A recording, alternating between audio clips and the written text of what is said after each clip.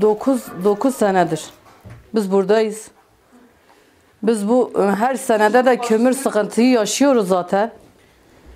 Devlet bize kömür yardımı veriyor ama yanmıyor. Evler ısınmıyor. Biz 19 senede buradayız.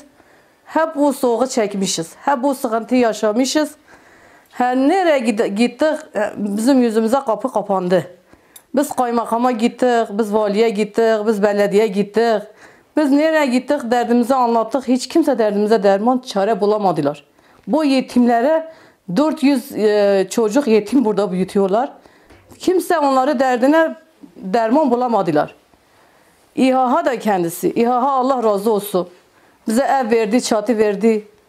Ama sen o evin içinde soğuğu yaşarsan, imkan olmasa derdini dermanı nasıl bulunacaksın? Nasıl imkanı yapacaksın? Çalışanla bu evi nasıl geçimi yapacaksın? Nasıl kömürü alacaksın? Nasıl bu okul çocukları okutacaksın? Ben 2 tane öğrencilerimi okuldan çıkarttım. Mağduriyetini yaşadım. Sosyal yardımım kesildi. Doluluk maaşımı kesildi. Niye? Benim kızım sigortalı çalıştığı için. Ben onun maaşıyla geçimini yine yapamıyorum. Gerçekten biz bu devletten destek yardım istiyoruz. 400 kişi çocuk burada var. 40-50 kişi evler burada var. Onlara destek çıksınlar, destek versinler, yardım versinler. Yardım çıksınlar. Onlara sahip çıksınlar. Onları gönlü nasıl el veriyor? Biz böyle bu soğukta yaşamak istiyoruz da. Benim 10 sene de eşim vefat etmiş. 6 yetim çocuk büyütüyorum.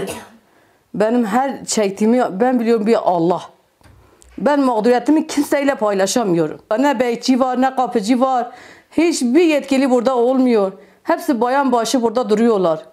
Kışın sıkıntı yaşıyorlar.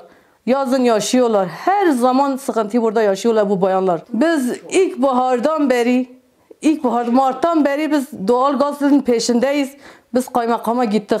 10 defa kaymakamın kapısına gittik. Belediyeye gittik. Valiye gittik. Biz sizden bir şey istemiyoruz. Sadece doğal gazımızı çekin. Biz kışta biz de sizin gibi sıcağı alalım. Hep birlikte bunu götürdük. Bu binanın